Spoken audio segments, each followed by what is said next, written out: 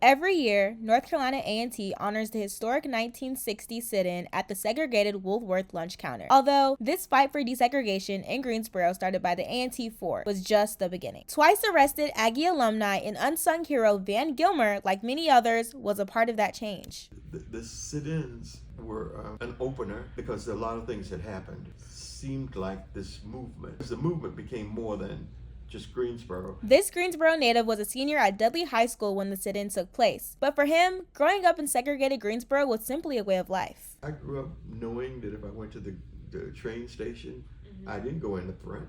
I went around the back and there was a door, and that's where all black people went. I learned it as a child. So I never thought about going in the front. Yeah. Gilmer started his college career at A&T in the fall of 1960. He and other participants would meet at the YMCA and Shiloh Baptist Church with the president of CORE to plan demonstrations. Despite his parents' warnings, Gilmer was arrested twice, along with hundreds of other protesters. They didn't want me to do it. Yeah.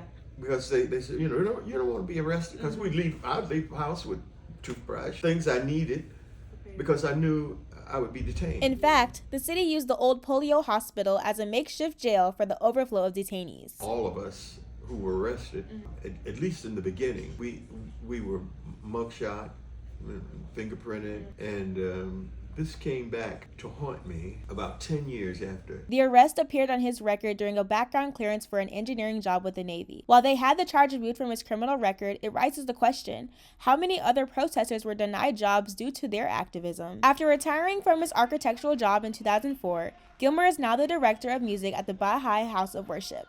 He began playing piano at age 7 and continued his love for music at A&T. Gilmer's story is an example of the resilience and sacrifice student activists have made for our future. He shows that Aggies do and are never done.